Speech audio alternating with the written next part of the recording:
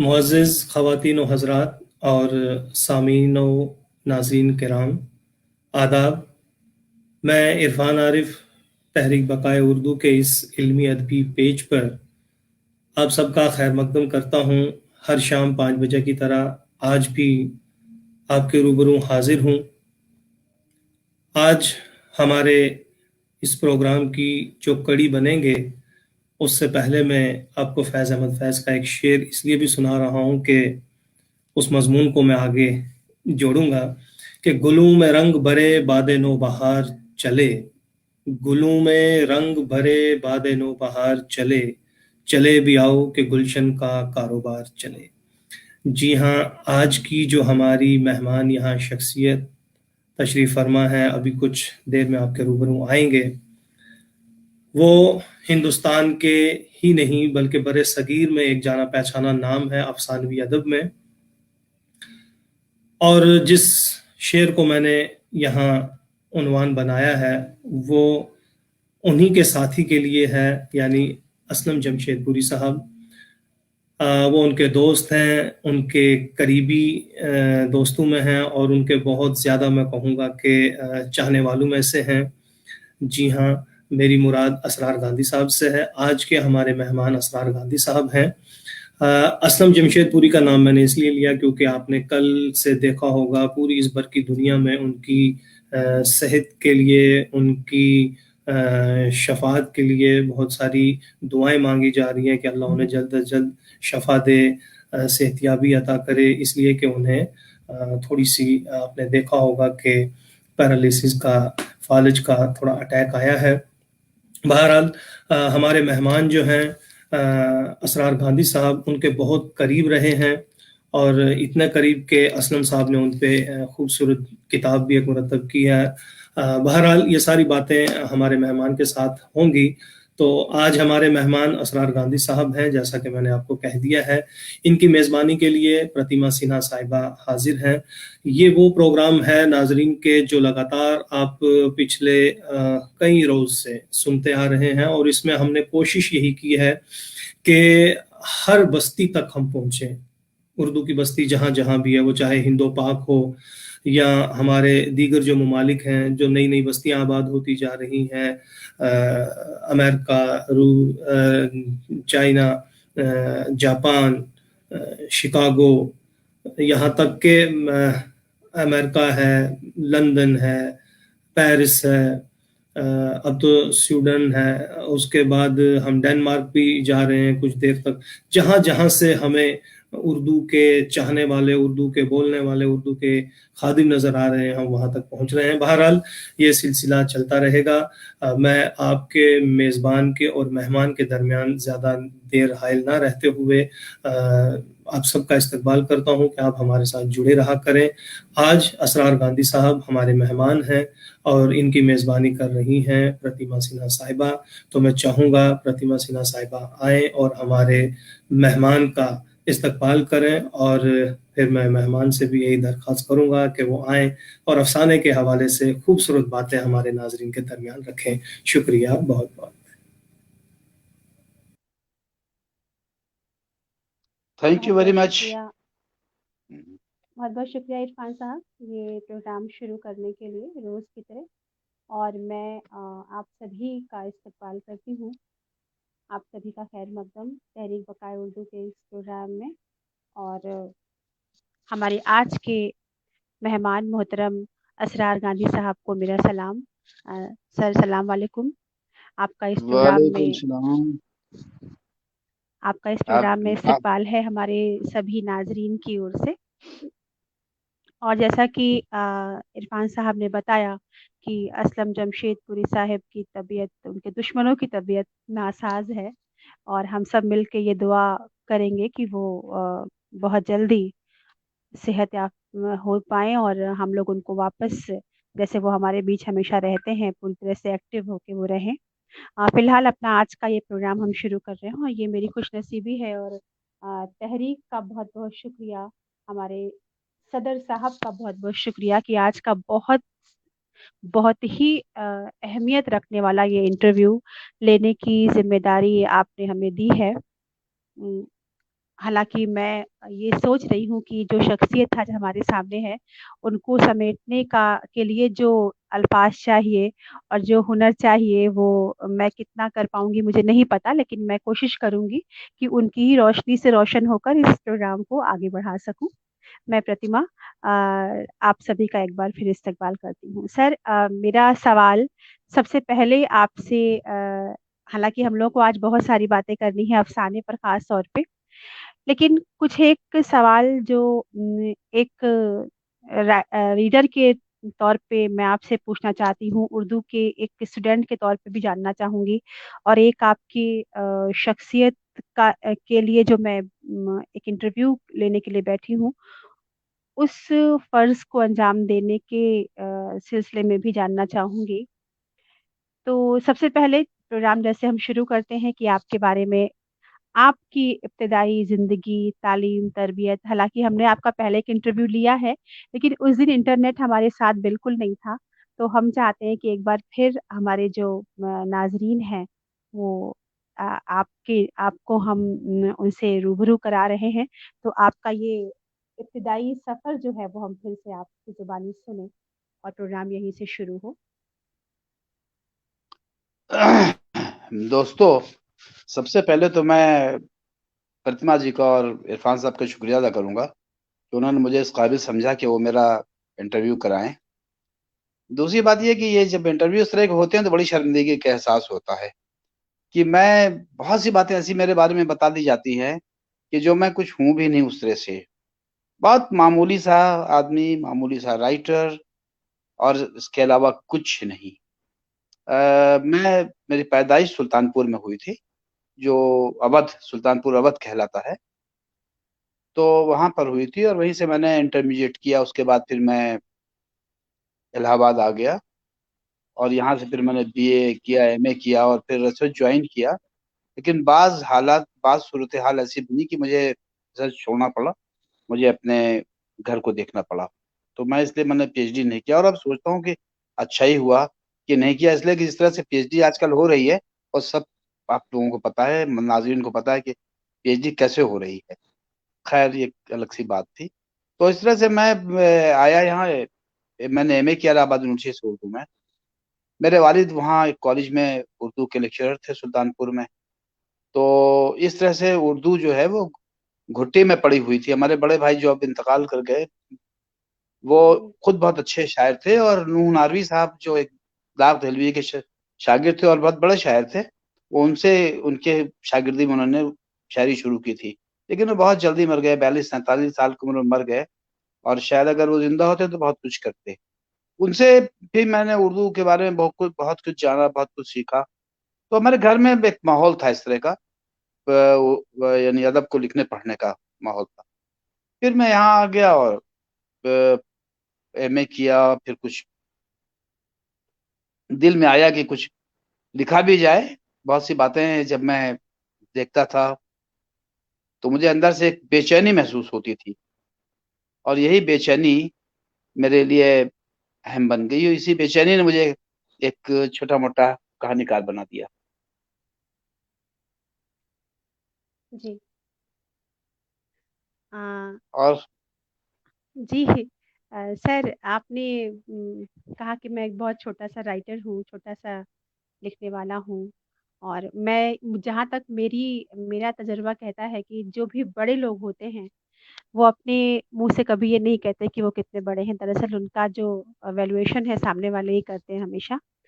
तो बेशक आपकी शख्सियत जो है उसके बारे में आप कहें या ना कहें, लोग जानते हैं, सुनते हैं, हमारे जो नाज़रीन हैं वो देख भी रहे हैं आपको, और आपको देखकर उन्हें कितनी खुशी हो रही है, वो इसे अपनी अल्फाज में बयां भी कर रहे हैं। अ, मैं आपसे जानना चाहती हूँ, आपके 4 अफ़सानवी मजमूए मंज़र आम पे आए हैं, तो उनके हवाले से मैं कुछ जानना चाहती हूँ, इनके बारे में कुछ बताएँ, और किस तरह की कहानियों को, किस तरह के अफ़सानों को आपने लिखा है और इन कलेक्शंस में डाला है, उसके बारे में हम जानना चाहते हैं। देखिए, ऐसा मैंने अभी एक बात कही कि मुझे बहुत सी बातें देख कर, सोसाइटी की, समाज की बहुत सी बातें देखकर मुझे बहुत बेचैनी महसूस होती थी। सबसे ज्यादा बेचैनी उस वक्त महसूस होती थी जब मैं समाज में नाइंसाफी देखता था। किसी भी तरह की नाइंसाफी जो है वो मुझे बहुत तकलीफ पहुंचाती थी। जी और उस तकलीफ को के लिए जो आउटलेट था। हेलो। जी जी जी, मैं सुन रही हूँ। जी, हाँ, आपकी आवाज आ रही है आवाज मेरी? जी बिल्कुल आ रही है आपकी आवाज। चलिए मैं वापस आता हूँ 2 मिनट। तो ये जो जी बेचैनी थी ना, अ, जी। इससे ये मेरे लिए बहुत इंपॉर्टेंट थी, अहम थी मेरे लिए। हम्म। और इससे मैंने कहानी लिखनी शुरू की। और सर, आपका वीडियो पॉज हो गया है, तो अगर आप चाहें तो दोबारा से इन कर सकते हैं। हाँ, मैं इन कर गया, मैं आ गया, मैं आ गया मैं। अच्छा जी, आपका भी 1 मिनट। काम कर तो वीडियो रहा है काम मेरा। कर तो रहा है मेरा। जी, आपका ठीक है, ठीक है। दो मोबाइल। जी जी जी जी जी, मैं 1 मिनट सर। हाँ ठीक है, आप तो बोलिए जी। दरअसल क्या था कि मैं जब स्टूडेंट था, आवाज वो हो जी रही है, जी तो जी इको इको हो रहा है। कुछ पता नहीं यहाँ से या कहाँ से है। जी सर, आपकी तरफ से दो फोन से इन हुआ है मुझे लगता है। मैंने एक को नहीं, स्ट्रीम से तो हटा दिया है, लेकिन आपकी तरफ है शायद वो। इधर आवाज सही आ रही है। चलिए सर, ठीक है, अब यहाँ भी ठीक हो गया। जी जी जी। तो इस तरह से मैं जब एमए कर रहा था, तो उस वक्त मैंने पहली कहानी लिखी। मैं समाज हूँ। और ये कहानी कहानी तो नहीं थी, एक तरह से गुबार था जो दिल से निकल रहा था। ये मतलब, हम्म लेकिन शुरुआत हमारी यहीं से हुई लिखने पढ़ने की। और फिर मैं लगातार लिखता गया। पहला मजमूआ हमारा आया, परत परत जिंदगी। उसमें कुछ कहानियां बहुत अच्छी थी। फिर उसके बाद हम्म दूसरा आया रिहाई। रिहाई में भी हम्म बहुत सी कहानियां थी, लोगों को अच्छी लगी काफी, उसको हाथों हाथ लिया गया। तीसरा आया जो जी बाद में आया, वो गुबार। और हम्म चौथा ये आया हमारा, एक झूठी कहानी का सच। लेकिन एक हम्म झूठी कहानी के सच में दो तरह की कहानियां हैं, एक तो पुरानी कुछ कहानियां हैं और कुछ नई कहानियां हैं। तो इसे आप हम्म, उस तरह से एक मजमूए के तौर पर नहीं ले सकते, जिस तरह से गुबार है या जिस तरह से जी परत पर जिंदगी है। तो हम्म इन मजमुओं में बहुत ज्यादा कहानियां नहीं है, मैंने बहुत ज्यादा नहीं लिखा, मैंने बहुत काफी कम कम लिखा है। और जो भी लिखा सोच समझ के लिखा। दूसरी बात यह है कि मैंने सिर्फ वही लिखा जो मैंने जाती जिंदगी पे बहुत करीब से या तो मुशाहिदा किया, या ये कि जो मेरे जाती तजुर्बात थे। इन दोनों चीजों को लेके ही मैंने सारी कहानियां लिखी। और मैंने वो लिखा जो मैंने देखा। मुझे याद आता है कि एक बार जब मैं कहानियां लिखना शुरू कर रहा था, तो उपेंद्र नाथ अश्क ने हमसे कहा था कि देखो वही लिखना कि जो तुमने देखा है, और वरना जी लिख तो दोगे, कुछ भी लिख दोगे, लेकिन वो बात नहीं बन सकेगी। हम्म तो इस तरह से मैंने वही लिखा जो मैंने देखा, जो मैंने मुशाहिदा किया, जो मेरे ज़ाती ज़िंदगी के तजुर्बात में आया।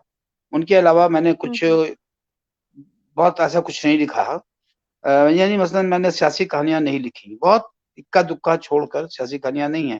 उसकी सियासी कहानियों की कुछ झलक कहीं नजर आ जाए, कुछ कहीं आप शूट के तौर पर आ जाए तो एक अलग बात है।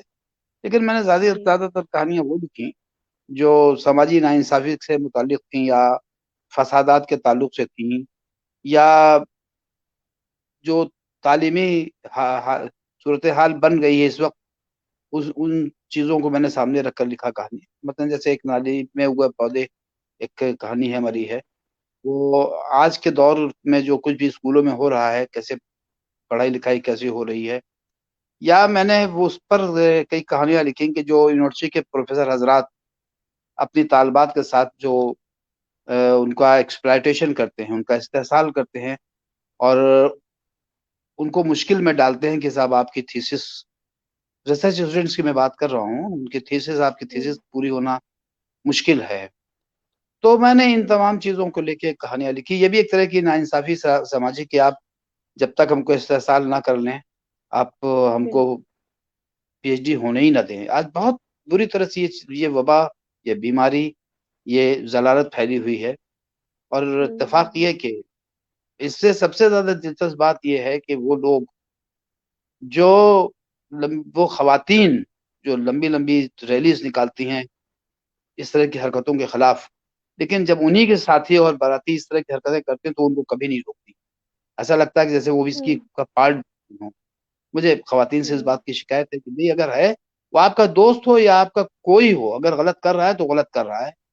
लेकिन ऐसा हमने बिल्कुल। देखा अपने तालिब-इल्मी के दौर में और फिर ये कि बाद में तमाम लोगों से ताल्लुकात रहे कि हुँ, ऐसे प्रोफ़ेसर्स को उनके जो कलीग्स थे, उन्होंने कभी रोका नहीं, मना नहीं किया, बुरा नहीं कहा उनको कहा।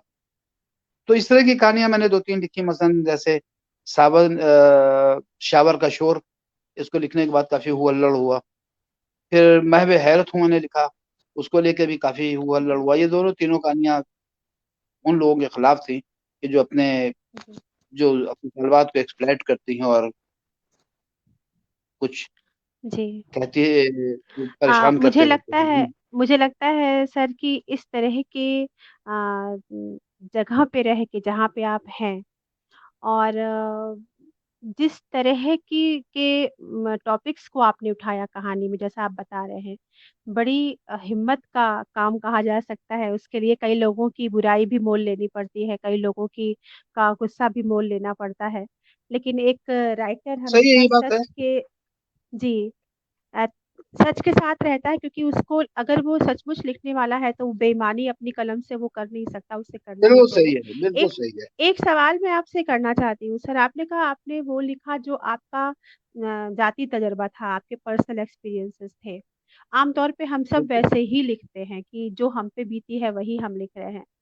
लेकिन मैंने ये भी सुना है कि जो राइटर है, वो दूसरों का दुःख भी लिखता है, दूसरों का सच भी लिखता है, दूसरों के तजुर्बे भी लिखता है और तभी जाकर उसका जो कैनवास होता है, बहुत बड़ा हो पाता है। क्योंकि हमारे साथ जो बीती, वो लिखना शायद आसान हो सकता है, लेकिन जो दूसरों पर बीती, उसको लिखने के लिए थोड़ी मुश्किल और थोड़ी-सी मेहनत करनी पड़ती है। तो इस नज़रिए से आपका क्या कहना है कि जो तजुर्बे हमें नहीं मिले हैं, जैसे अगर हम एक्टर की बात करें, एक्टिंग की बात करें, तो एक मसल है कि मरने की एक्टिंग करने के लिए मरना ज़रूरी नहीं है। आप उस जगह पे खुद को ज़हनी पहुँचाकर भी मरने की बेहतरीन एक्टिंग कर सकते हैं। तो ये बात लिखते वक़्त एक राइटर पे कितना लागू होती है कि जो आप पे नहीं बीती है, लेकिन आपको लिखना है उसके ऊपर, ज़रूरी है लिखना। तो उस वक़्त किस तरीके की टेक्निक काम आती है? देखिए ऐसा है 2 बातें हैं इस बारे में। एक तो ये कि जो मेरे ज़ाती तजुर्बात हैं, जैसा मैंने कहा कि जी, उनको लेकर मैंने जी, कहानियाँ लिखी। लेकिन मैंने वो कहानियाँ भी लिखी जो मेरे मुशाहिदात में आई थी। मैंने ये भी कहा था कि जो मेरे मुशाहिदात हैं, जो मैंने मुशाहिदा किया है, जी, मैंने उन पर भी कहानियाँ लिखी। जी। मसलन जैसे अभी आपने कहा हुँ, सच्ची बात, तो वो जैसे शावर किशोर का मैंने ज़िक्र किया अभी, कि उसको लिखने के बाद काफ़ी हू-अल्लड़ हुआ, काफ़ी कई बार तो बड़ी ख़राब सिचुएशन भी बनी। तो मैंने ज़िंदगी में एक जी। काम ये ज़रूर किया है, चूँकि मैं नाइंसाफ़ियों के खिलाफ लड़ने के लिए हमेशा कहता हूँ और खुद अमली तौर पर उसमें मैं शामिल होता हूँ। हुँ, तो ये जो सच है, वो मेरी सबसे बड़ी मज़बूती है। सच जी, लिखना मेरा ईमान है। मैं लिखता हूँ, बुरा लगे, भला लगे, गालियाँ खाऊँ, that's no ji, problem at all. तो मैं इससे बिल्कुल नहीं डरता कि मैं लोग बुरा कहेंगे, लेकिन सच है तो सच है। मैंने कभी किसी को जानबूझकर ह्यूमिलिएट करने की कोशिश नहीं की, एक बात ये भी है। अब सच है, जी, वो सामने आया तो अगर कोई खुद ब खुद ह्यूमिलिएट हो रहा है तो ये उसकी प्रॉब्लम है, मेरी नहीं है। इस तरह के बिल्कुल। भी सिचुएशन क्रिएट हुई हैं कि कुछ जी, कहीं कैरेक्टर काफ़ी भई कैरेक्टर तो इसी समाज से ही लेंगे ना हम, हवा से बिल्कुल। तो आएँगे नहीं। जब हम समाज से कोई कैरेक्टर लेंगे, तो बहुत से चेहरे जाने-पहचाने आपको उसमें नज़र आएँगे। बेनकाब होंगे, बिल्कुल। हाँ, हाँ, बेनकाब होंगे बहुत से लोग। तो कई लोगों को मैंने इस तरह से कई लोग ऐसे हैं जिनको लगता है कि ये मैंने कहानी पन्ना पे लिखी। लेकिन कोई मेरा इंटेंशन नहीं, बस एक कैरेक्टर है, उस कैरेक्टर के बारे में मैं सोसाइटी को मैं एक्सपोज़ करना चाहता हूँ कि भई ये बंदा इस तरह का है। लिखता हूँ, अब किसी को जी। बुरा लगे या किसी को भला लगे, मैं क्या कह सकता हूँ। बिल्कुल और मुझे लगता है कि एक अफ़साना लिखने वाला, ख़ास तौर पे जो अफ़साना और नॉवेल लिखने वाले राइटर्स होते हैं, उन्हें कहीं न कहीं इस बात से उठ ही जाना पड़ता है, इसके ऊपर चले जाना पड़ता है कि लोग क्या सोचेंगे या लोग क्या कहेंगे। क्योंकि जब तक हम ये सोचते रहेंगे शायद हम वो नहीं लिख पाएँगे जो हम लिखना चाहते हैं। एक सवाल मैं आपसे ज़रूर एग्जैक्टली। करना चाहती हूँ सर। आपने अफ़साने का ज़िक्र किया और हमें भी ये मालूम चला है कि अदब की दुनिया में इसने बड़ा शोर उठाया था शावर का शोर। ये अफ़साना है क्या? इसमें क्या आपने लिखा? और ऐसा क्या हुआ कि इसको इस्मत तापा और मंटो के बीच कहीं पाया गया आपकी राइटिंग को? ऐसी कुछ कहानी, ऐसा कोई सच जो आपने उधेड़ कर रख दिया? तो वो हो सकता है कि आप पूरी बात ना बताएँ, तो आपको जो भी आपको लगता है कि इस कहानी को लिखने के पीछे क्या वजह थी और कहानी में ऐसा क्या है जो लोगों को बर्दाश्त नहीं हुआ? देखिए, हमने कहा नहीं कि सबसे ज्यादा कड़वी चीज सच होती है, और अगर हम हुँ, सच लिखते हैं तो कुछ लोगों को अच्छी भी लगेगी, लेकिन जिन लोगों के बारे में वो सच बोला गया है उन्हें तो कड़वा लगेगा ही लगेगा। बस बिल्कुल। हमने इसमें लिखा है कि एक प्रोफेसर है, और वो हुँ, वो प्रोफेसर जो है वो कैसे मतलब एक्सप्लॉयटेशन करता है, और हुँ, कैसे अपनी बीमार बीवी को धोखा देता है। हुँ, बीमार बीवी उसकी जो उसी दुख में अपने शोहर के, ये जो उनका उसका फ्लर्टेशन है, उसकी जो खराब हरकतें हैं, उसके दुख में वो बहुत हुँ, बीमार रहने लगी। हार्ट पेशेंट हो गई, शुगर हो गई, हाई बीपी हो गई। मैंने देखा है हुँ, कि एक औरत जो इस तरह से परेशान हाल है, मगर उसका शौहर उस बीवी की फिक्र नहीं करता। उसको ये नहीं लगता कि हाँ हुँ, भाई हमारी बीवी जो है वो अच्छे से रहे, और हमारी जिंदगी का की साथी हमारी बेटर हाफ है, तो हम अच्छे से उसके साथ रहें। उसको हुँ, अपनी अपनी मौज मस्ती कह लें आप हल्के फुल्के लफ्जों में, कि ज्यादा उसके हुँ, लिए इम्पोर्टेंट है, उसके लिए ज्यादा अहम है बनिस्बत कि वो बीवी जो घर में है, जिसने आपको खिलाया पिलाया, आपको हर तरह से आपका साथ दिया, मगर आप हुँ, उसका साथ उतना से नहीं दे रहे हैं जैसे आपको उसका साथ देना चाहिए था। आप देना उसके साथ चाहिए, बेईमानी बिल्कुल। कर रहे हैं। तो उस कहानी में यही है कि एक प्रोफेसर साहब हैं जो हम्म, किसी दूसरे शहर की किसी खातून को के साथ उनके रिश्ते हैं, अच्छे बुरे। हुँ, और हुँ, वो साहब जहाँ सेमिनारों में जाते हैं, वहाँ कोशिश करते हैं कि वो खातून भी वहाँ तशरीफ ले आएं, और ऐसा हो भी हुँ, जाता है, वो उसको हासिल कर लेते हैं। तो ये कहानी, बहुत सी चीजें ऐसी हैं जो पढ़ने में अच्छी लगेंगी, बताने में बुरी लगेंगी। तो I am so hmm, sorry hmm, for hmm, it कि मैं नहीं कह बता पाऊंगा आपको। आप खुद भी एक जी, खातून है ना, आपको भी शायद अच्छा नहीं लगे, लेकिन ये कि मैं वो बंदा है, वो जो प्रोफेसर है, वो इसी जीती जागती दुनिया का आदमी है। और हुँ, सब, तो मुझे लगता है कई बार कि ये जो यूनिवर्सिटी में हो रहा है, इसके खिलाफ लिखना चाहिए, इसके खिलाफ हंगामा होना चाहिए, इसके खिलाफ इसको रोकथाम करने की कोशिश करनी चाहिए। मुझे याद आता है इन पूरी मामलात में कि एक लड़की थी जिसने जाग्रफी में रिसर्च की थी, इलाहाबाद हुँ, यूनिवर्सिटी की स्टूडेंट थी, वो रिसर्च की उसने, बेचारी ने बहुत मेहनत की और पूरी हो गई। लेकिन वो जो उसका गाइड था, वो उसने हुँ, पूरा दम लगा दिया कि इसकी थेसिस सबमिट ना होने पाए, और नहीं हो पा रही थी, इसलिए कि वो एक्सप्लॉइट होने को हुँ, तैयार नहीं थी वो लड़की। हुँ, अल्टीमेटली उसने सुसाइड कर दिया, मर गई बेचारी। तो इस तरह के, ये तो एक वाकया चूंकि मुझे जाती तौर पर मालूम है, लेकिन ऐसे बहुत से बिल्कुल। वाकयात हैं, कितने लोग इस तरह से, कितनी खवातीन, कितनी लड़कियां बेचारी इसी उसमें सुसाइड करती हैं इन्हीं सब मामलात में। तो बिल्कुल, बिल्कुल। आखिर क्यों समाज चुप है? समाज इनके खिलाफ हुँ, कोई कुछ क्यों नहीं करता? वो वो खवातीन जो झंडा लेके सड़क पर निकलती हैं, आखिर इन जाने पहचाने लोगों के खिलाफ कुछ क्यों नहीं करती? क्यों उनको साइड हुँ, करती हैं? इसका मतलब ये कि बड़ी तादाद में जो खवातीन हैं वो भी हिपोक्रेट हैं। वो भी हुँ, अंदर से कुछ हैं, बाहर से कुछ हैं। वरना अगर ईमानदार होती हुँ, वो अपने मामलात में, तो उस बंदे को रोकती हुँ, कि नहीं ये गलत बात है, ऐसा नहीं बिल्कुल। होना चाहिए। हुँ, तो हुँ, ये उस कहानी में यही है, और फिर उसके बाद काफ़ी उस पर हू हल्लड़ हुई, हंगामा हुआ। बहुत से दोस्तों ने मुझे फ़ोन किया, वो थोड़ी-सी गाली-गलौज भी हुई। तो ठीक है, अब हुँ, अगर हम इससे डरने लगते तो फिर तो जी, मेरे लिखने का, राइटर होने का कोई मतलब नहीं रह गया था। इस तरह से और बिल्कुल भी सही मैं भी कहा। हैरत हूँ। एक कहानी है अ, नाली में उगे पौधे है, जहाँ मैंने हुँ, तमाम इस तरह के खुराफात को एक्सप्लॉइट किया है। तो अब हुँ, सॉरी, इस तरह के खुराफात को मतलब सामने लाए हैं, कोशिश की है। सामने लाया, लेकिन मुझे एक्सपोज़ लगता है, किया है। जी। हुँ, हाँ, लेकिन मुझे लगता है कि जैसे कुछ बहुत फ़र्क नहीं पड़ रहा है इन कहानियों का। मुझे ऐसे ही महसूस हुँ, होता है कि सोसाइटी में जो कुछ जैसा चल रहा है और अब दिन-ब-दिन हालात बिगड़ते जा रहे हैं। बहुत बिगड़ रहे गए हैं हालात। और ऐसी जी, ऐसी चीज़ें सोसाइटी में दाख़िल, ये भी हो सकता है कि मैं इसमें मेरी उम्र बोल रही हो। मैं ज़ाहिर है कि हुँ, ज़िंदगी के उस हिस्से में हूँ जिसने बहुत कुछ देखा है, और जी, उस वक़्त उन कदरों को भी देखा है कि जो अखलाकी कदरें जो आज के मुकाबले में बिल्कुल मुख्तलिफ थीं। वहाँ अखलाकियात का पूरा ज़ोर था वहाँ पर। लेकिन अब हम बिल्कुल उससे अलग हो गए हैं। पहले एक चारपाई पर एक जवान लड़की और लड़का नहीं बैठ सकते थे, अनमैरिड बच्चे नहीं बैठ हुँ, सकते थे। फ़ौरन एक हुँ, अगर कहीं किसी लड़की बैठी हुई है, लड़का आके बैठ गया तो फ़ौरन उठ के खसक जाती थी। आज लोग हुँ, लिविंग रिलेशनशिप्स में रह रहे हैं। तो बहुत बदल गया जी, है, और ये इत्तेफ़ाक देखिए कि ये मैंने दोनों तरह की ज़िंदगी देखी है। आज की ज़िंदगी भी देख रहा हूँ, और अब से 50 साल जी, पहले, 60 साल पहले की भी मैंने ज़िंदगी देखी। तो जी। इस तरह की दिक्कतें हैं जो मैं कहानी में और कोशिश करता ये हूँ।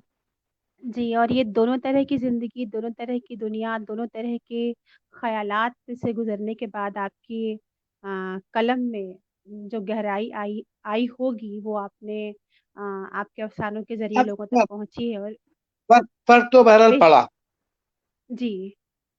फ़र्क तो पड़ा, अब बहुत कुछ पड़ा। अ, मसलन अब मिसाल के तौर पर एक बात याद आ गई तो मैं ये भी कह दूँ जी। जी, कि जी, जी, जो बिल्कुल। जिस आदमी ने देखा वो पुरानी कदरें हैं कि जहाँ हुँ, 4 लोग चल रहे हैं तो छोटा जो सबसे कम उम्र है, वो सबसे पीछे कर चलेगा, वो आगे नहीं जा सकता। एक हुँ, छोटा लड़का बाप या चचा या किसी बुजुर्ग के पैतियाने ही हमेशा बैठेगा, सिरहाने नहीं बैठ सकता। इस तरह का कोई मामला अगर कोई बैठ भी गया तो फिर उसको ज़बरदस्त हुँ, डाँट-डपट पड़ती थी। एक वो ज़माना था, और आज का ज़माना हुँ, जहाँ मैकेनिक लिविंग भी चल रहा है, कुछ चल रहा है। तो मैं लेकिन फ़र्क पड़ा इन हालात को देखने के बाद। मसलन पिछले दिनों हुँ, मैंने एक कहानी लिखी स्पेस, और मैंने हुँ, कोशिश की इस बात की कि एक नई थ्योरी समाज में देने की कोशिश की मैंने कि हुँ, अगर शौहर और बीवी दोनों बहुत खुले-खुले दिमाग के हैं, हुँ, तो वो एक-दूसरे के साथ अगर एडजस्ट करने को तैयार हैं, तो ज़िंदगी बहुत अच्छी गुज़र सकती है। एक लड़की को अगर उसकी का कोई बॉयफ्रेंड है, तो उस शौहर को हज़्म करना चाहिए, और यही हुँ, सूरत-ए-हाल अगर लड़के की कोई गर्लफ्रेंड है, तो बीवी को भी समझना चाहिए। लेकिन हुँ, उसके वो भी एक हद के अंदर, हद के बाहर बिल्कुल नहीं, हद के अंदर। उससे हुँ, बड़ा फ़र्क पड़ेगा। हुँ, बहुत सी बातें ऐसी होती हैं कि आप अपने शौहर से नहीं बता सकती, लेकिन आप उलझन में रहती हैं। लेकिन वही बात अपने आप बॉयफ्रेंड से बता सकती। हेलो? बिल्कुल।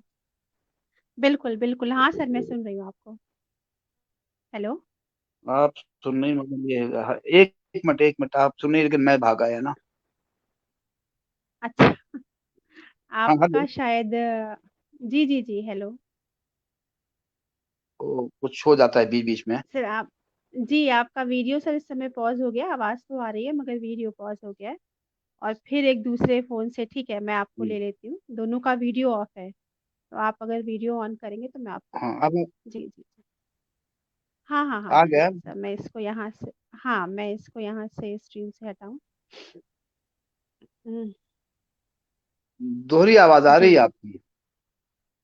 हाँ सर, 1 मिनट। अब अब सही हो गई? आवाज़ आ रही है हमारी?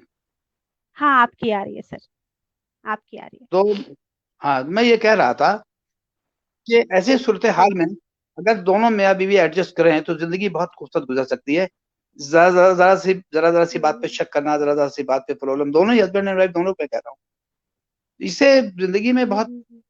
उलझनें होती हैं, बहुत परेशानियाँ होती हैं, आपस में बिल्कुल ताल्लुकात कहीं गड़बड़ हो। और लेकिन अगर आपने इतना जो हिम्मत करें दोनों उन के दोनों, तो कहानी बहुत का जी, बिल्कुल और मेरे ख़्याल से जो आपने कहानी का स्पेस कहानी की उन्वान रखा है स्पेस, वो अपने आप में पूरी बात कहती है कि हर इंसान के आस-पास उसकी अपनी जगह होनी चाहिए, उसके हाँ, सोच और ख़यालात के लिए वो स्पेस है और हर रिश्ते में होती है, तो अगर मियाँ-बीवी के हाँ। रिश्ते में भी हो तो बेहतर है। और इसको एक कहानी के ज़रिए बहुत खूबसूरती से कहा जा सकता है और लोगों तक पहुँचाया जा सकता है। और आपने अभी एक बात कही कि कहीं न कहीं आपने कभी अ, असरार गांधी सर इस समय हमारे साथ डिस्कनेक्ट हो गए हैं और उन्होंने बहुत ही खूबसूरत बात कही है कि वक़्त के साथ नई थ्योरीज़ भी राइटर्स को देनी पड़ती है, क्योंकि जो उनको पढ़ के अपने आप हेलो, को कविता जी, आ हेलो? गया। जी, जी, जी। जी, फिर हेलो, से आवाज़ आपका आ रही है वेलकम मेरी? सर, खुशामदीद। जी, जी, बिल्कुल आ रही है। आ रही है sir. Thank you, thank you. शुक्रिया जनाब तो मैं आपका। यही कह रही थी हुँ। मैं यही बोल रही थी कि वक़्त के साथ राइटर भी जो अपने तमाम तज़र्बे इकट्ठा करता है और दोनों तरह की दुनिया जिसने देखी है, ख़यालात देखे हैं, वक़्त देखा है, उसकी कलम से स्पेस कहानी निकल सकती है, क्योंकि अब उसको भी अब मालूम है कि नई बदलती हुई दुनिया के साथ अ, हर रिश्ते में एक स्पेस चाहिए होता है और जो रिश्ता सबसे करीबी होता है, पति-पत्नी का रिश्ता, हाँ, हस्बैंड-वाइफ का बिल्कुल। रिश्ता, अगर उसमें स्पेस ना हो, तब तो निभाना बहुत ही मुश्किल हो जाता है, तो ज़रूरी है कि स्पेस बना रहे अपना-अपना। बिल्कुल, एक चीज़ बिल्कुल, मैं बिल्कुल, आपसे बिल्कुल। जानना चाहूँगी आपने कहा कि आपको कहीं न कहीं ये भी लगा कभी कि कहानियों का कोई फ़र्क नहीं पड़ रहा। लोग जैसे हैं वैसे ही रह रहे हैं और शायद इसकी वजह ये हो सकती है कि लोग कहानी को कहानी की तरह ही पढ़ते हैं और कभी-कभी अगर उनके काम की बात ना हो, तो भुला देते हैं कि चलो कहानी थी भूल जाओ। वरना कितना कुछ लिखा जा चुका है, इंसान को अगर पढ़कर बदलना होता तो कब का बदल चुका होता। लेकिन ये भी सही है कि बिल्कुल सही। लिखने वाले के जो आस-पास लोग होते हैं, वो ज़रूर बदलते हैं, उनका नज़रिया बदलता है। वो अगर आपके लिखने से एक इंसान भी मुतासिर हुआ, तो मैं समझती हूँ कि लिखने वाले का लिखना कामयाब है। और आपके बारे में एक चीज़ और जो जिसने मुझे बड़ा मुतासिर किया कि आपने हिंदी और उर्दू दोनों लैंग्वेज में लिखा है। तो मैं इस पर भी आपसे जानना चाहूँगी कि इन दोनों ज़ुबानों में आपने लिखा है, तो क्या तर्जुमा हुआ है या आपने देवनागरी में लिखा है? नहीं, कुछ कहानियाँ तो मैंने डायरेक्ट देवनागरी में लिखी हैं। कुछ कहानी हुँ, तो डायरेक्ट पहले वो हिंदी में छपी हैं और उर्दू में बाद में आई हैं। असल में हमारे जी, ताल्लुकात जितने उर्दू वालों से थे, शायद उतना या उससे कहीं ज़्यादा जी, हिंदी वालों से मेरे ताल्लुकात थे। और बहुत अच्छे करीबी ताल्लुकात जी, जितने बड़े-बड़े थे उन दिनों इलाहाबाद में, मसलन रवीन कालिया, ममता कालिया, वो अमर कान जी, जी और जी, शेखर जोशी और जी, दूधनाथ सिंह। तो ये तमाम बड़े जो हिंदी जी, के जी। सफ़े अव्वल के कहानीकार थे, ये इलाहाबाद में ही रहते थे और इनके साथ नासिरा उठना-बैठना शर्मा मेरा भी रहता था। शायद यश मालवीय जी, जी, बिल्कुल। जी, जी। हाँ, यश मंजू तो खैर पोएट हैं और उनके बारे में ज़रा-सा कंट्रोवर्शियल मामला है, मैं कुछ नहीं कहूँगा। अच्छा जी। लेकिन ये जी, जी, जी। कि ये जो जिनके मैंने नाम लिए वो हिंदी के ममता सफ़े कालिया जी, अव्वल जी। के हाँ, हाँ, बिल्कुल। सफ़े हुँ। अव्वल के कहानीकार हैं ये तो। तो जी, इनके साथ बिल्कुल, मेरा बिल्कुल। उठना-बैठना बहुत रहा, इनके साथ आना-जाना। एक बड़ी खूबी इलाहाबाद में और है, ये जी, इलाहाबाद के लिए फ़ख्र की बात है कि इलाहाबाद ऐसी जगह है जहाँ हिंदी और उर्दू वाले एक साथ मिल-बैठ के काम करते हैं। बेशक, कोई फ़र्क बेशक। नहीं है। हिंदी के तमाम बड़े-बड़े सेमिनार होते हैं, उसमें सारे उर्दू वाले जाते हैं और इसी तरह से जब उर्दू में होता है तो उसमें हिंदी वाले लोग आते हैं। मसलन हमारे एक दोस्त हैं प्रोफ़ेसर राजेंद्र कुमार, तो वो तो उर्दू के सेमिनारों में भी हर तमाम जाते-आते रहते हैं और एक तरह से वो पुल का काम कर रहे हैं हिंदी और उर्दू वालों के दरमियान। तो एक जी, अच्छा माहौल है, बहुत अच्छा माहौल है और एक-दूसरे से लोग मोहब्बत करते हैं, तो इससे ज़बान से कोई मतलब किसी तरह का प्रॉब्लम नहीं क्रिएट होता है। तो ये इलाहाबाद के लिए बहुत बहुत फ़ख्र की बात है कि यहाँ हिंदी और उर्दू वालों को कोई अलग मामला नहीं है। हम हिंदी-उर्दू वाले एकदम एक हैं। जी, जी। और सर मैं जी। इस बात को बहुत बेहतर ढंग से समझ सकती हूँ, क्योंकि मैं आपसे बस चंद किलोमीटर की दूरी पर बनारस में बैठी हूँ और बनारस भी हाँ, कल्चरल तरीके से अगर देखा जाए, तो इलाहाबाद का ही दूसरा रूप है, बिल्कुल वही गंगा-जमुनी तहज़ीब और हिंदी-उर्दू लिखने-पढ़ने वाले लोग, शेरो-शायरी करने वाले लोग, कहानियाँ लिखने वाले लोग। तो बेशक जब इस तरह से लोग होते हैं जो दोनों ज़ुबानों, दोनों अदब और दोनों कल्चर को लेकर चलते हैं, तो वो बहुत रिच करते हैं अपने अदब को भी और दूसरे के अदब को भी। एक सवाल जो नाज़रीन की तरफ से आया है, मैं भी जानना चाहती हूँ, आपका अगर आपसे पूछा जाए कि आपका अपना मनपसंद अफ़साना आपका खुद का कौन-सा है, तो आप क्या कहेंगे? कोई एक नाम है या बड़ा कई सारी कहानियाँ हैं? बड़ा जी, मुश्किल मुश्किल सवाल है ये। और बहुत मुश्किल है, मैं जानती हूँ। हम्म, बहुत मुश्किल सवाल है। इसलिए देखिए ऐसा है कि दो अलग अलग स्फीयर की कहानियां हैं। एक तो जी, वो जो एक झूठी कहानी का सच, इस तरह की कोई कहानी उर्दू में और हिंदी में आज तक नहीं लिखी गई, ये अब तक की अकेली कहानी जी, है इसमें। तो ये कहानी मुझे अच्छी लगती है। कहानी पिछले दिनों हिंदी में भी छपी। एक आध दो और कहानियां हैं, जैसे रिहाई एक कहानी है जो हिंदी में गई और हिंदी में बहुत पसंद की गई, और बहुत इसका ये कहानी अगर आप पढ़े हैं तो आपको लगेगा कि इससे मेरे मिजाज का अंदाजा आपको होता है। फिर एक कहानी जो मैंने जी। बिल्कुल ज़ाती ज़िंदगी को सामने रख के लिखी हुई है, एक तरह से मेरी बायोग्राफिकल कहानी है, धूप छाँव, कि ओहो हो! कैसे हुँ, आ हैं? कैसे आज के दौर में जी,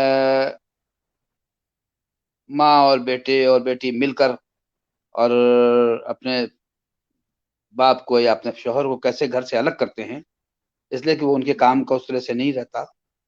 बेटे के पास पैसा है, जी, बेटी के पास पैसा है, तो बीवी को लगता है कि ये लोग ज़्यादा इम्पोर्टेंट हैं बनिस्बत हमारे हस्बैंड के। और कैसे वो हुँ, अ, उन घरों में चला जाता है जो आजकल बन गए हैं, क्या कहते हैं उनको, क्या कहेंगे? Old age home. तो हुँ, कैसे वो आदमी ओल्ड एज होम में पहुँच जाता है और वो दुनिया जो अपनी उसकी ज़ाती ज़िंदगी, उसकी बेटे की दुनिया थी, उससे अलग होके कैसे पहुँचता है ओल्ड एज होम में, और जी, कैसे कुछ लोग उसका साथ देते हैं। और वो, लेकिन मरना तो सबको ही होता है, वो आदमी बहुत बेबसी की दुनिया ज़िंदगी गुज़ार के मरता है।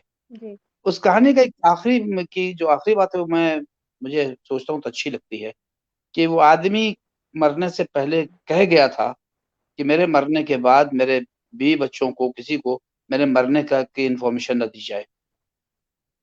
ओह! ये एक प्रोटेस्ट है बहुत बड़ा एक तरह का, कि भई वो बहुत मर गया बड़ा। और उसको बच्चे बच्चे या उसकी बीवी उसको ना देख सकें, मरने के बाद भी नहीं देख सकें, तो एक एक जी, बड़ा प्रोटेस्ट है। तो उस कहानी का ये आखिरी जुमला बहुत अ, मानी-ख़ेज़ था और बहुत हुँ, लोगों को अच्छा भी लगा। तो इस तरह से कुछ कहानियाँ जो मुझे भी अच्छी लगती हैं। एक कहानी और भी है, आड़े तिरछे दायरे, फसादात को लेके है। ये कहानी फसादात के दरमियान मैंने लिखी थी। इलाहाबाद में हुँ, फसादात चल रहे थे। बहुत हुँ, हुँ, इलाहाबाद में के फसादात तो बहुत मशहूर हैं, बहुत हुँ, मतलब मौत और ज़िंदगी का खेल जिस तरह से यहाँ हुआ है, होता रहा है, वो बहुत अफ़सोसनाक है। तो मैंने एक बड़े फसाद के दरमियान एक बैठकर कहानी लिखी है। तो ये सिर्फ़ फसाद हुँ, की कहानी थी। इस कहानी ये मुझे इसलिए अच्छी लगती है कि उर्दू में ऐसी कहानियाँ बहुत रेयर होंगी, या शायद ना हो, या शायद इक्का-दुक्का कोई हो, कि जहाँ फसादात की जितनी भी कहानियाँ सब एकहरी कहानियाँ हैं। फसादात में जो ज़ुल्म हुआ, जो ये हुआ, क्या जी, साइकोलॉजी क्या बनती है फसादात जी, को लेके। लेकिन मेरी एक कहानी डबल ट्रैक पर है। अचानक फसादात पर होते-होते बात सिर्फ़ 2 जुमलों में पूरी कहानी इस पार से उस पार अलग उस पर चली जाती है। एक बिल्कुल अलग दुनिया में ले जाती है वो कहानी, एकदम अलग दुनिया में ले जाती है कहानी। और ये फसादात के हुँ, जो पीछे है, ये छूट जाता है पीछे कहीं। तो इस कहानी को पढ़ने के बाद फिर वो अंदाज़ा होता है कि भई बड़ी बड़ी प्रॉब्लम क्या थी इन दोनों में, यानी जो 2 प्रॉब्लम है उसके अंदर में, ये फसादात की हुँ, प्रॉब्लम बड़ी है या वो दूसरी प्रॉब्लम बड़ी है। वो क्या कहानी बात! अच्छी है और लोगों को एक पसंद, बहुत कहानी पसंद है। कोहरे से ढकी एक रात का भी नाम लिखा है इरफ़ान साहब ने। आपकी एक कहानी है कोहरे से ढकी एक रात। हाँ, कुछ जी, जी, जी, जी। जी, अब इस कहानी में ये तो बहुत रोज़ किस तरह के हालात सामने आते हैं कि एक आदमी देर रात में अपने दोस्तों के पास से उठकर जाता है। अपने घर जी, रास्ते में बहुत सुनसान रास्ता है बीच में, और वहाँ लोग रोज़ लुट जाते हैं, लुटते-पुटते रहते हैं। जी, वो एक वहाँ का एक रेगुलर फीचर है लुटना और वो आदमी भी गुजरता है और उसे कुछ जरूरत है तो उसने उन्हीं दोस्तों में से जिसके पास वोट के आ रहा था, कुछ उन्होंने उधार पैसे भी जी। लेके अपने जेब में रखे हुए थे। हम्म। तो वो गुजरता है वो आदमी, सन्नाटा है, बहुत कोहरा पड़ रहा है, शदीद कोहरा पड़ रहा है, कार की बत्तियां जुगनू की तरह रोशनी बना रही दिख रही है। खैर वो आदमी निकल के उस जगह से, उस पूरे इलाके से जो खतरनाक, तब बाहर आ जाता है और इत्मीनान की सांस लेता है। लेकिन जब वो पुलिस चौकी के सामने पहुंचता है तो पुलिस उसको रोक लेती है और उसको, उसके पास जो पैसे थे वो पुलिस ने छीन लिए कि तुम चोरी करके आ रहे हो, तुम गिराकट हो, तुम ये करके आ रहे हम्म। हो।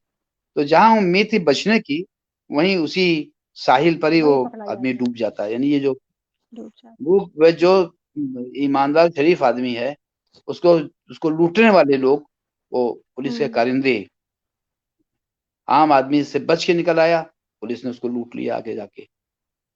तो बहुत ये कहानी नाजुक जब से छपी थी, कुछ। जी। ये कहानी हिंदी में पहले छपी थी, उर्दू में नहीं छपी हम्म। कहानी। अच्छा। हिंदी में अच्छा अच्छा छपी और अच्छा। फिर ममता कालिया ने इस कहानी की बहुत तारीफ भी की है। वो जमाना था जब उर्दू वाले ना शुरू हुए थे, हिंदी में कम कम आते थे, अभी बहुत कम कम आते हैं। जी। लेकिन ये मुझे नाम नहीं याद आ रहा, बेशक उस बहुत वीकली बहुत अखबार का इसमें ही छपी। हसास होना पड़ता है एक राइटर को इतनी बारीक बात को समझाने के लिए, समझने के लिए और लिखने के लिए, कि किस तरह से जहाँ साहिल, जिस साहिल पर बचना था उसी साहिल पर डूब जाना, ये बहुत बारीक सी बात है। और अक्सर हम, ये तो एक सिंबल हो सकता है, एक बिंब हो सकता है। ऐसे बहुत से हालात जिंदगी में होते हैं जब हम जहाँ बचना होता है जिस साहिल पर, वही हम आकर डूब जाते हैं। तो कह बहुत चुके हैं, हाँ। बहुत इमोशनल, बहुत सेंसिटिव होना पड़ता है राइटर को, जैसे आप हैं। असरार सर, आपकी शख्सियत का एक तो और देखिए बड़ा ऐसा खास होता है पहलू कि है। समझिए, जी, बिल्कुल।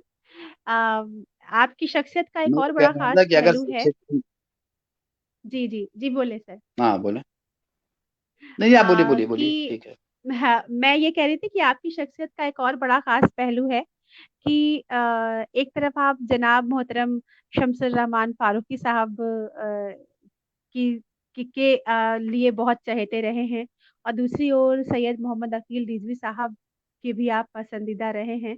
तो मुझे भी ये सारी चीज़ें, जब किसी से हम बात करने चलते हैं तो जाहिर है कि हम थोड़ा सा उसके बारे में जानने की कोशिश करते हैं, क्योंकि जाहिर है इंटरव्यू जो ले रहा होता है, मेरे हिसाब से ऐसे अदबी स्टेज पर जो इंटरव्यू ले रहा होता है वो कम जानकार होता है। इंटरव्यू जो दे रहा होता है वो बहुत बड़ी शख्सियत होता है। तो मैंने थोड़ी सी जो जानकारी ली उसके हिसाब से, आपकी शख्सियत की खास बात यह है कि जदीदियत और तरक्की पसंद जो राइटिंग है या सोच है, ख्याल है, आप उसके बिल्कुल उस मीजान के बीच, कहते हैं ना, बीच पे एक बिल्कुल संतुलन पे खड़े हैं, और दोनों तरफ आपको माना जाता है। तो मैं इस बारे में कुछ जानना चाहती हूँ कि ये कैसे पॉसिबल हुआ, और आपकी शख्सियत का जो ये पहलू है इस पर कुछ रोशनी डालें। देखिए ऐसा है कि मैं ये थे हमारे प्रोफेसर खिलजी साहब, ये हमारे उस्ताद थे और जी। मुझे बहुत उन्होंने हमेशा अजीज रखा। मैंने, मेरे उस्ताद थे तो जाहिर है कि मेरे लिए तो सब कुछ थे वो। और कहानियां लिखने का जी। की शुरुआत उन्हीं के गाइडेंस में हुई। और ये कहने में मुझे ज़रा भी शर्म नहीं है कि मेरी पहली कहानी उन्होंने ही भेजी थी और उनके कहने से ही छपी थी वो। ये एक अलग बात है कि जी। फिर उसके बाद मैंने कभी पीछे मुड़ के नहीं देखा। तो अकील साहब मेरे लिए बहुत अहम थे। फारूकी साहब हम्म। बेहद आलिम आदमी हैं और हर हम्म। पढ़े लिखे आदमी को इल्म का शौक होता है। तो मुझे वो शौक उनके पास ले गया। हम्म। फिर उनके यहाँ मेरा आना जाना रहा, बोला पर मैं, ये बात अकील साहब को पता थी और कभी अकील साहब की बड़ाई थी, उन्होंने कभी मुझे रोका नहीं इस बारे में कि नहीं भी, जैसे कि आजकल के टुच्चे किस्म के लोग होते हैं जो ये हरकत करते हैं, नहीं उनसे न मिलो, हमसे मिलो हाँ या हाँ फिर हाँ। उनसे ही मिलो। ये वो एक टुच्चापन जो है ना इनसिक्योरिटी इनको, होती है जो आपकी शख्सियत को छोटा हाँ कर देती है, बिल्कुल सही। Exactly exactly, you are right, exactly. जी। तो ये जो अकील साहब तो थे ही, लेकिन मैं अपने इल्म के प्यास बुझाने के लिए कह लीजिए या कुछ जानने के लिए अदब के ताल्लुक से मैं उनके पास जी जाता था। उनके नजरियात जदीदियत के थे, मॉडर्निस्ट थे वो। जी और अकील साहब घोर तरक्की पसंद आदमी। जी। तो लेकिन मैंने उसको कभी मिक्सअप नहीं किया। हम्म मैंने कोशिश ये की, जहां तक क्रिएटिव राइटिंग की बात है, कि वो तरक्की पसंदों में हो या वो जदीदियों में हो, अगर अच्छी चीज है, अच्छा क्रिएशन है, तो मैंने हमेशा उसको अप्रिशिएट किया। मैंने इसलिए जदीदियत को बोला नहीं कहा कि वो हमारी आइडियोलॉजी के खिलाफ हैं वो, बल्कि उनकी तमाम वो चीजें जो बहुत अच्छे कहानी अच्छी मतलब अदब को उन्होंने जो दिया अपने अदब में, ऐसा तो है नहीं कि जदीदियत सर से पैर तक कुछ ना हो, है बहुत कुछ है उसके अंदर मौजूद। तो मुझे वो अच्छा लगा, और इसी वजह से मेरा फारूकी साहब के साथ बहुत काफी, वो मुझे हमेशा मानते जानते रहे वो। और मेरे लिए तो खैर वो बहुत आला पाए के इंसान और अदीब रहे हैं, तो बहुत मेरा उनके साथ आना जाना रहा है। मगर एक बात ये कि उन्होंने भी कभी इसका लिहाज बरता कि असरार तरक्की पसंद हैं, तो हमारे सामने कभी उन्होंने तरक्की पसंदों को कुछ बुरा भला नहीं कहा, या तरक्की पसंदी को बुरा भला नहीं कहा। इसलिए कि एक आध दफे जी कुछ हुआ तो हमने कुछ बात किया उनको, थोड़ा जी। सा लगा। इसलिए हमारे दोनों के दरमियान बहसत इंसान दोनों से हमारे वो थे, बिल्कुल। और हमने इनसे भी सीखा और उनसे भी सीखा। खुदा का शुक्र है कि उन दोनों में से किसी ने ऐसी कोई बात नहीं खड़ी की कि मेरे लिए मुश्किल दरपेश बिल्कुल। होती। जी तो बिल्कुल। ये हो जाता है, इसके पीछे कुछ हमारे शख्सियत की का कोई इफेक्ट हुआ है कुछ। तो ये मुझे वो लगता मेरी है कहानियां ज, जी फारूकी साहब की जी खास सर। बात ये भी है कि वो मेरी कहानियां जब भी उन्होंने पढ़ी, तो अगर अच्छी लगी तो ठीक है, और अच्छी नहीं लगी तो कोई बात ही नहीं है, कह दिया खट से कह देते हैं नहीं नहीं अच्छी लगी, ये बहुत अच्छी नहीं है ये। जी हेलो, जी आवाज जी आ रही है सर, मेरी? सुन रही हूँ। हाँ सर, मैं आपकी भी देखिए, आवाज आ रही है। आप जी जी। अब वो कुछ गायब हुए हैं। सर, आपकी आवाज कहाँ आ रही चले है। गए? आपका एक दूसरे फोन से इन दिखा रहा है, लेकिन दोनों में कैमरा ऑफ है। अगर पॉसिबल है तो नहीं, ऐसा है कि कुछ आपकी आवाज जो है ना कुछ जी जी, इको क्योंकि में सर हो आपका गई। दो जी जी, आपका सर दो फोन से इन है। तो अगर आप अपना कैमरा ऑन कर लें एक बार, ताकि मैं देख पाऊं कि कैमरा किस भी on- कैम जी आप सर, आप लीव कर लें आप। हाँ, आ गया आ गया। जी आ गया। जी सर। वैसे भी बीच में टच की यही खराबी, अगर जरा भी कुछ छू जाए तो फिर हाँ मामले हाँ। इधर सुधर हो जाते हैं। जी जी जी, बिल्कुल सही है। अभी हम लोग सही हो गए। मैं ये कह रही थी कि आप नहीं, हमने ये जी सर, कहा आप कि बोलिए। आप कह रहे हैं अभी सही, हम लोग सही हो गए हैं, तो हम लोग हमेशा से सही रहे। कहीं कहीं कोई प्रॉब्लम नहीं रही। जी बिल्कुल सही, हम लोग हमेशा से सही रहे हैं। और वो हर इंसान, जैसा आपने बहुत खूबसूरत बात कही कि बहैसियत इंसान आप दोनों के साथ थे, और दोनों का आपको दोनों की ब्लेसिंग मिली, दोनों का साथ मिला। हम हर आइडियोलॉजी से ऊपर अगर खुद को पहले इंसान समझना और मानना शुरू कर दे, तो कहीं कोई प्रॉब्लम ही नहीं होगी। और हिंदी नहीं, में नहीं सर एक होगी। लफ्ज है, मैं आपकी इजाजत से हिंदी के एक लफ्ज को इस्तेमाल करना चाहती हूँ। हिंदी में एक जुमला है कि दो समझदार लोगों के बीच में मतभेद भले ही हो जाए, मन भेद नहीं होना चाहिए। क्योंकि हाँ, अगर बिल्कुल मन सही है। भेद हो जाएगा तो फिर दिक्कत है। बिल्कुल सही मतभेद है। हो सकता है, डिफरेंसेस हो सकते हैं आपके ओपिनियन में, लेकिन आपके दिलों में डिफरेंसेस नहीं होने चाहिए। बिल्कुल सही और है। बिल्कुल सही है। बहुत बैलेंस्ड इंसान जैसे आप हैं, वही इंसान जदीदियत और तरक्की पसंद के बीच में अपने आप को बैलेंस कर सकता है, जिसको पता है कि वो पहले वो एक इंसान है। और हर इंसान, हर सामने वाले को का अपना स्पेस है कि वो अपने दिमाग से सोचे, अपने तरीके से सोचे, और हम उसको थोपने की कोशिश ना करें जब तक कि वो गलत ना हो। तो ये बहुत ही खूबसूरत सी बात जानने और सीखने की भी है।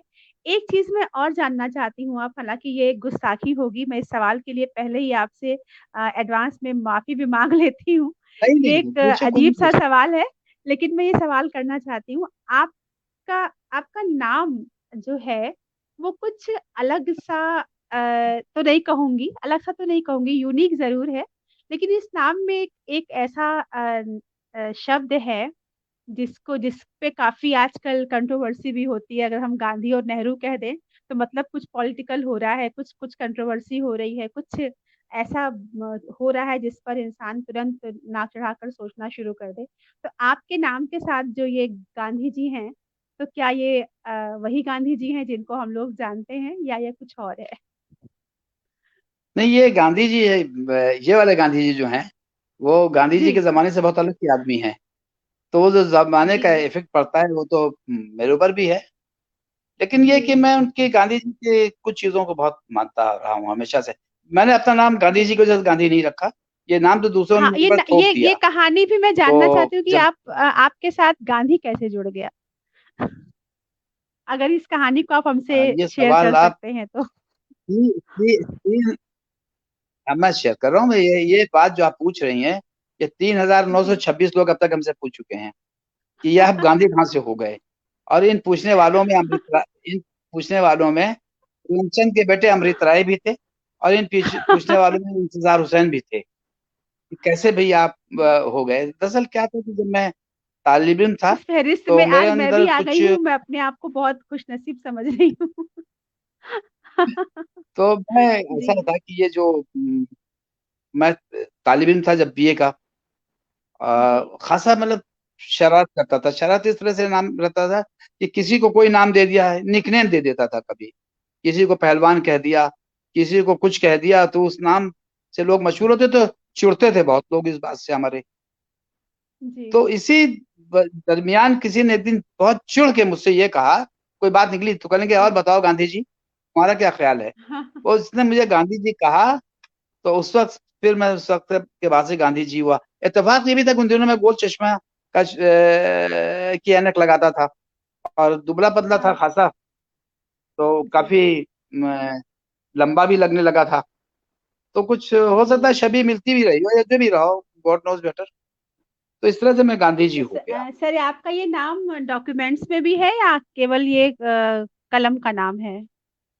नहीं, ये सिर्फ कलम का नाम है, डॉक्यूमेंट करने जी के लिए। इससे कोई ताल्लुक नहीं डॉक्यूमेंट से इसका। जी। तो लेकिन हाँ तो लेकिन आपको हाँ लोग इसी नाम से जानते हैं, इसलिए ये नाम ज्यादा अहमियत रखता है, मुझे लगता है। और जाहिर है। और कम से कम मैं ये बात कहने में बिल्कुल शर्मिंदगी महसूस ये नहीं करती एक हूँ कि जी जी सर। मुझे इस नाम से परेशानियां भी बहुत हुई, ऐसा नहीं है। वो जो जी जी हमारी कौम के बहुत से लोग हैं वो मुझे ये भी कहते हैं कि भाई तुम मुसलमान ही नहीं हो, गांधी हो। ये भी मैंने हम्म सुना है। एक बार फसाद हो रहा था हम्म इलाहाबाद में। तो बहुत हंगामा मचा हुआ था। तो हमने लोगों को समझाने की कोशिश की कि भाई ठंडे दिल से सोचो। और तो लोगों ने फौरन ही कहा कि तुम्हें क्या होगा, तुम तो गांधी हो, तुम तो मरने से बच जाओगे, मरेंगे तो हम लोग। तो इस तरह अरे की टार्चरस गा, बात। गांधी ही तो मरते हैं, गांधी कब बचे मरने से? हाँ, वो तो वो लोगों ने मतलब ये जी सेटालिटली कहा कि भाई आप तो गांधी जी हो, नहीं पुलिस आपको नहीं मारेगी, आप गांधी हो, गांधी समझ के हम्म छोड़ देगी आपको। लेकिन हमें तो पुलिस हम्म मारेगी, हम गांधी नहीं है। तो इस तरह के जी एक ताने वाली बात हुई है। तो इस तरह की बातें भी सुनी। लेकिन हमने कभी इस बात को बहुत ज्यादा फील नहीं किया। भाई ठीक है यार, आदमी को कहने के का हक है, अपनी बात कहने का कहो भाई, जी क्या फर्क बिल्कुल। पड़ता है। और ये बात, इस बात से आपकी जो शख्सियत का जो एक कहते हैं ना कि एक स्ट्रॉन्ग स्ट्रेंथ है। कहते हैं कि आप अगर अपने नाम पर लोगों के जुमले बर्दाश्त कर सकते हैं, क्योंकि अक्सर दुनिया में तो लोगों का काम है कहना, कुछ ना कुछ कहते ही रहते हैं वो। तो वो आपको हिलाने की, आपकी पहचान, आपके रंग, आपके नस्ल, आपके नाम पर उंगली उठाते हैं और फिर बार बार आपसे आपकी पहचान छीनने की कोशिश करते हैं। लेकिन मजबूत इंसान उसको पकड़ के रखता है, जैसे आपने पकड़ के रखा। और मैं ये बात अभी कह रही थी कुछ देर पहले कि मुझे इस बात को कहने में जरा सी भी शर्मिंदगी नहीं है कि जाती तौर पे मैं गांधी की रेस्पेक्ट करती हूँ। और मैं उस हर शख्स से मुतासिर होती हूँ जो उनकी चीज़ों को या उनकी विचारों को अमल में लाता है, लाने की सोचता है और रिस्पेक्ट करता है उन चीज़ों की। क्योंकि जो आपने अभी कहा बिल्कुल बिल्कुल। कि जदीदियत और तरक्की पसंद, इन दो के बीच में वही खड़ा हो सकता है, या पहले के वक्त और आज के वक्त के बीच में स्पेस जैसी कहानी के बारे में वही इंसान सोच सकता है जो इंसान अपने साथ दूसरे की राय की भी रेस्पेक्ट करता है, जैसे आप हैं, तो ऐसा ऐसे बिल्कुल इंसान बहुत ज़रूरी हैं।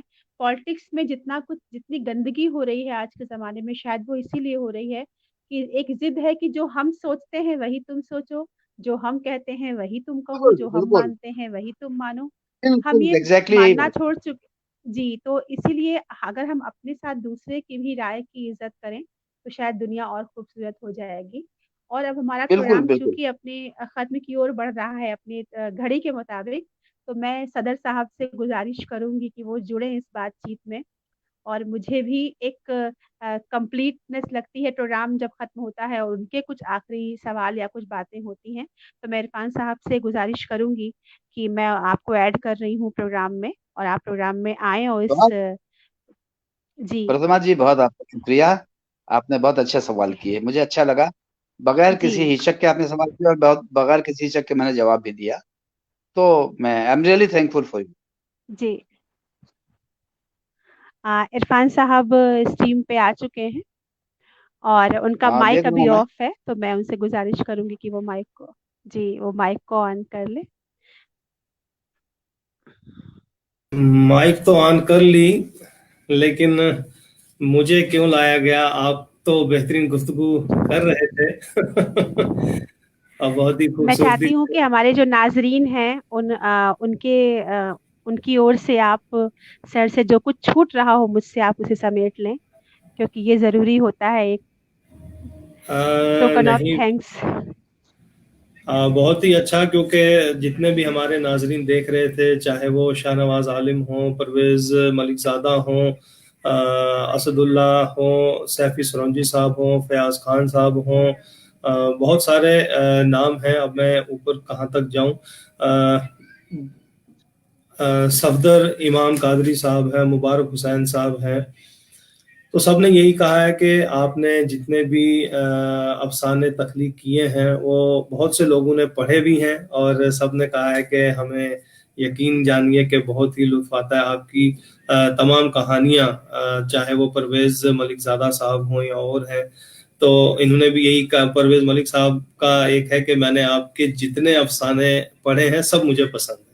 तो ये बहुत अच्छा लगता है कि नाजरीन जो हैं ये पढ़ते भी हैं और उसके बाद हमें वहां तक लेके पहुंचाते हैं जहां अदीब जो है अपने हवाले से गुफ्तगू करने से कहीं कतरा रहे हो या शर्मा रहे हो या ना कह रहे हो। मैं चूंकि लखनऊ उर्दू एकेडमी ने आपको बहुत ही खूबसूरत एक एजाज से नवाजा है, और अभी जो हाल ही में एक झूठी कहानी का सच, तो इस हवाले से आप थोड़ा सा मैं चाहूंगा कि हमारे नाजरीन को बताएं कि इसमें मेरे ख्याल आपकी 26 कहानियां हैं। 26 कहानियों में एक ये कहानी भी शामिल है, और इस कहानी को बहुत ज़्यादा पसंद भी किया गया है। अवार्ड्स बहुत सारे मिलते रहते हैं, इसमें कोई शक नहीं, लेकिन एक अदीब को अवार्ड दिया जाना ये ज़रूरी है, यानी उसे हम कहेंगे कि सराहना की जानी चाहिए।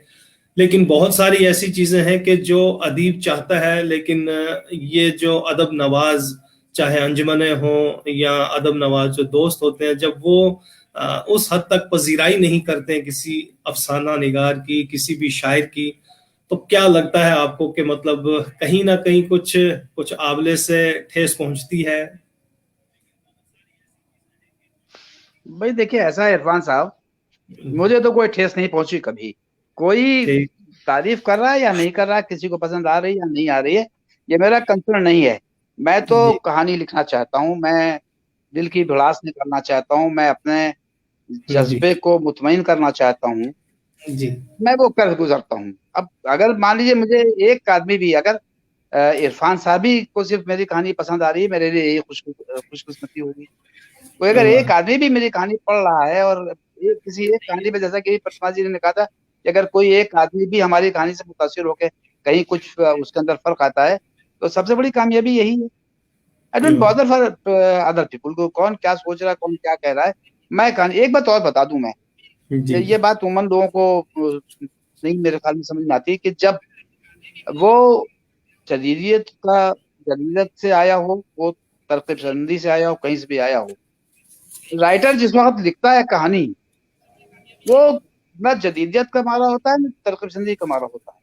कभी ये सोच कर, वो लोग जो सोच कर कहानी लिखते हैं कि मैं तरकपसंद कहानी लिखूंगा, मैं जदीदियत की कहानी लिखूंगा, वो कभी अच्छी कहानी लिख नहीं सकते।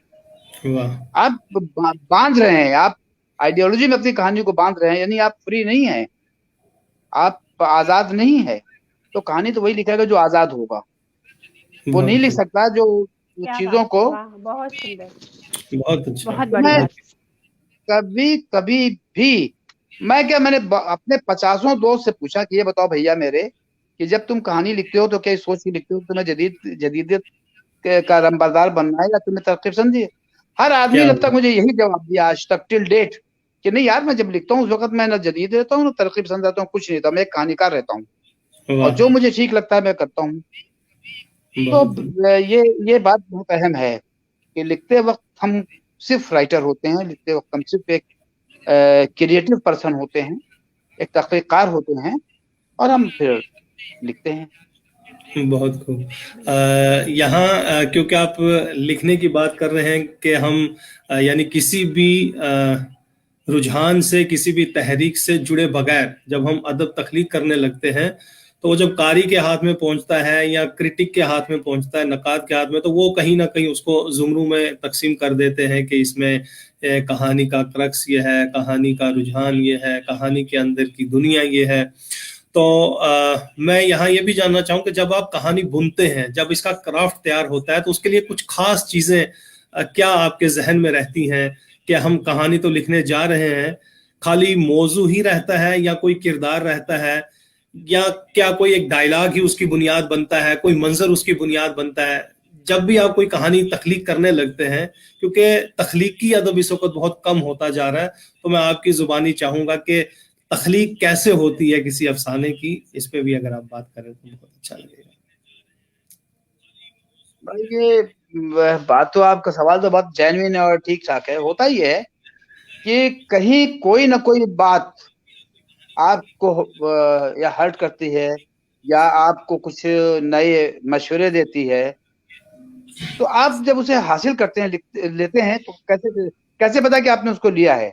मतलब मान लीजिए 1 मिनट के लिए आप सड़क पर से गुजर रहे हैं और एक एक्सीडेंट होता है और एक 17 साल का 18 साल का बच्चा उसमें दब के मर जाता है। तो ये चीज आपको बुरी तरह से झिझोड़ेगी। अगर आप सेंसिटिव आदमी हैं, आपके अंदर जरा भी क्रिएशन का है, तो आपको बुरी तरह से ये बात झिझोड़ेगी। और जब झिझोड़ेगी तो हर आदमी चाहता है कि इस झिझोड़पने से आजाद हो, अपने आप को, अपने को रिलैक्स करे। फिर वो अगर क्रिएटिव पर्सन होता है तो फिर बैठ कर कहानी लिखता है कि उसने कैसे उसको मरते देखा, उसने कैसे उस तकलीफ को महसूस किया कि जब वो उसके पेरेंट्स को हुई होगी तकलीफ, जब उसे पता चला होगा, या वो जो कार चला रहा है उसका एटीट्यूड क्या था, उससे दब के एक आदमी मर जाता है, क्या वो उसके अंदर कोई ह्यूमन रवैया सामने आता है या नहीं आता है। इस तरह से बहुत सी चीजें जिन्हें आप कलेक्ट करते हैं और लिख के आप कहानी लिख देते हैं। आप उसकी शायर तो नज्म लिख देगा बड़ी सी। तो इस तरह से कहानी आप सोच के नहीं लिख सकते। देखिए ये तो अपने आप आती है आप तक, अपने कदमों से चलकर आप तक आती है। अब आप उसे कितने प्यार से अपने गले लगा लेते हैं, ये आपके सवाबदीद पर है। वाह वाह, बहुत ही खूबसूरती से आपने जवाब दिया कि आप किसी भी कहानी को कितनी खूबसूरती से गले लगाते हैं। ये बहुत बड़ी मैं कहूँगा कि बात है। और आपको गले लगाने से यहाँ याद आया कि हम प्रोफेसर कद्दूस साहब के घर बैठे हुए थे। आपकी यही किताब जो आज मेरे घर तक भी पहुंची है, एक झूठी कहानी सच, हमारे साथ वहाँ खालिद हुसैन साहब भी तशरीफ फरमा थे। तो बातों में से बात निकली कि यार ये असरार गांधी क्या है, मतलब ये थोड़ा पूछना पड़ेगा मुझे कि ये गांधी खानदान से है या तो मैं यहाँ बैठे ही हैं, तो मैं चाहूंगा कि अगर इब्तदाई हिस्से में आपने कह दिया हो, शायद आज नहीं कहा है। इरफान साहब, आज अभी थोड़ी देर पहले मैंने ये सवाल किया है। हाँ।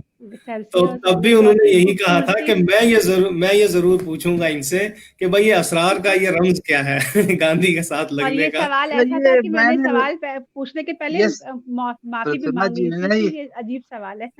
जी देखिए ये सवाल मुझसे प्रीतमा जी ने भी किया था। अब एक दूसरे ढंग से इसका जवाब सुनिए।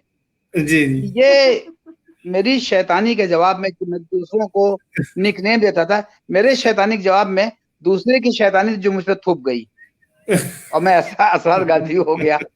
मतलब ये कि मैं दूसरों को निकनेम देता था, ऐसे जी इस तरह से कुछ भी कह दिया, किसी को पहलवान कह दिया, किसी को सीकिया पहलवान कह दिया, किसी को कुछ कह दिया, तो लोग चिढ़ते थे। लेकिन फिर किसी ने हमको पलट कर एक बार कह दिया कि और तुम मियाँ गांधी। बस जी उसके बाद से सारे हमारे तालिब इल्म दोस्त जितने थे सब मुझे गांधी गांधी गांधी कहने लगे। बाद में जब मैं लिखने की दुनिया पर आया वापस, मतलब लिखने की दुनिया की तरफ आया, तो मेरे उस्ताद प्रोफेसर अकील रिजवी साहब ने कहा कि बस तुम अब इसी नाम से लिखो। मैं तो उस्ताद की बात आपका की तो मैं कैसे असल मतलब उसको साथ असल साथ। नाम जो है, यकीन जानिए बहुत से लोगों से मैंने पूछा भी, मेरा नाम असल नाम तक असल नाम कोई है पहुंच नहीं। मेरा असल नाम है असरार अहमद। मैं असरार असरार अहमद, अहमद तो हूँ। यकीन लेकिन अब जानिए वो उन्होंने सिर्फ कहा कि किसी भी पेपर पे किताब पे हूँ। इनका, हाँ, किसी भी किताब पे इनका नाम ऐसा नहीं है कि हम कहें कि कुछ और है, ना हमें मैं तो कहीं ये से। बोलूंगी इरफान साहब, मैं ये बोलूंगी कि कमाल ये नहीं था कि दोस्तों ने नाम दे दिया, कमाल ये है कि एहसास कि साहब ने इन्होंने उस नाम कबूल को कर इतनी लिया, हाँ, कबूल कर लिया कबूल और कर लिया, सारी ये दुनिया बड़ी, ने उस नाम से ऐसे मकबूल कर दिया आपको, ये बड़ी बात बिल्कुल थी। बिल्कुल, तो और बेशक ही अलग सा नाम है, और एक आप जैसी अलग शख्सियत का ऐसा अलग सा नाम होना भी लाजमी है, जरूरी बहुत है। बहुत बड़ी बात। जी मोहतरम, मैं यहाँ ये भी जानना चाहूंगा कि इस वक्त जो अफसाने का मंजरनामा है हमारा, हमारे पीछे जो हम जिसको पस मंजर कहते हैं वो भी है, जहाँ हमें बहुत अच्छे अच्छे अफसाना निगार मिले, चाहे वो प्रेमचंद हैं, चाहे वो कृष्ण चंद्र हैं, मंटू हैं, असमत है, ख्वाजा अहमद अब्बास हैं, बहुत सारे नाम। आपसे आगे वाले क्या कुछ नाम जो हैं आपको ऐसे हाशिए पे कुछ नजर आ रहे हैं, असरार गांधी से आगे आने वाली कुछ नस्लें, जिनको हम यहाँ दर्ज कर पाए या जिनके नाम हम सुन पाए, जो कल के निसाबों का हिस्सा बनने के उसमें आपको कतार में के कहीं। लायक हो, बिल्कुल हम्म, उस लायक हूँ आपके हिसाब से। जी देखिए ऐसा है कि बहुत एक अफसोसनाक बात तो ये है कि बहुत जी ही कम लोग हैं जो जी अफसाने की दुनिया में आ रहे हैं। हम्म जैसे इस्माइल नाम का एक बंदा है, कहीं बम्बई का या कहाँ का है, वो कहानियां लिख रहा है। शूबी जहरा ठीक। नकवी हैं जो कहानियां लिख रही हैं और तमाम छप रही हैं। हम्म, और बनारस में एक लड़की थी जो एसोसिएट प्रोफेसर थी, सफीना। सफीना बहुत अच्छी कहानियां लिख जी, रही है, उसका एक नावल भी है खलिश, बहुत बहुत अच्छा वाह, नावल है वो। तो सफीना लिख रही हैं। हम्म।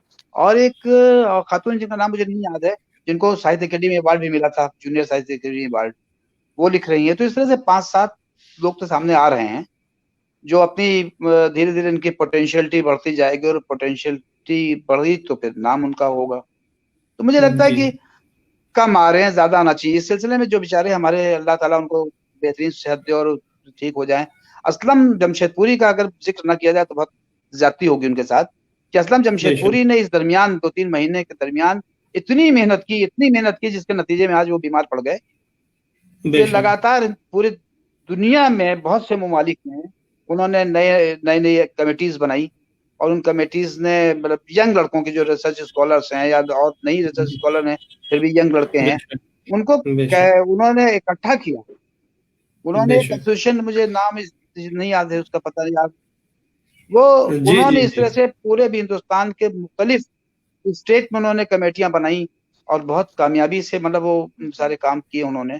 बहुत काम इस इरफान दरमियान में साहब भी 3-4 शायद महीने जम्मू 5 कश्मीर महीने की में उन्होंने कमेटी में है। जबरदस्त काम किया जी जी, मैं यही दिखा रहा था कि ये है। देखिए, आ, ये हमने कल प्रोग्राम जम्मू रखा था। कश्मीर। जी जी, ये बैनुल अक़वामी नौजवान उर्दू स्कॉलर्स अंजुमन जो है, अयूसा के नाम से, international young Urdu scholars association, ये उसके हमारे चीफ कोऑर्डिनेटर हैं, और इसकी जो सरपरस्ती फरमा रहे हैं वो आरिफ नकवी साहब हैं जर्मनी से।